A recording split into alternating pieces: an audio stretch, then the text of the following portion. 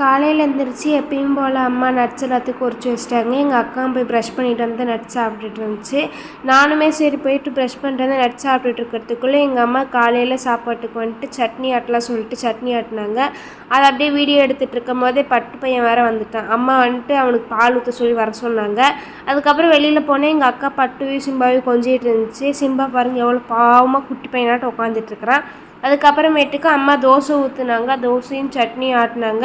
அதுக்கப்புறமேட்டுக்கு மாம்பழம் கட் பண்ணி காலையிலே சாப்பிட்டோம். அப்புறம் நான் இருந்த 2 பாத்திரத்தையும் விளக்கி வச்சுட்டு நான் ஒரு கண்டிஷன் போட்டு பட்டுவை காட்டுவேன், ஆனால் நீங்கள் அவனை தொடக்கூடாது, எதுவும் பண்ணக்கூடாது அப்படின்னு சொல்லி கண்டிஷன் போட்டேன். அப்பயும் எங்கள் அக்கா எங்கள் அம்மா மறைச்சிக்கிட்டனால இழுத்து விட்டேன். அதுக்கப்புறம் போய் பார்த்தா பட்டு பையன் அழகாக தூங்கிட்டு இருந்தேன். பெட்டை கட்டி பிடிச்சிக்கிட்டு க்யூட்டாக தூங்கிட்டு இருந்தேன். அதனால எங்கள் அம்மா தொடக்கூடாது அப்படி சொல்லிட்டு நான் எங்கள் அம்மா டைட்டாக பிடிச்சிக்கிட்டேன். இல்லை எங்கள் அம்மா தூக்கி கொஞ்சன்ற பேரில் அவனை எழுப்பி விட்ருவாங்க. இப்போயும் அந்த வேலை தான் பண்ணிகிட்ருக்குறாங்க. அவன் வந்துட்டு டைனிங் டேபிளில் படுத்துட்ருக்கான். எங்கள் அம்மா போய் தூக்கத்தை கெடுக்குறாங்க. அப்புறம் காலையில் சாப்பிட்டோம். அவ்வளோதான் இன்றைக்கி.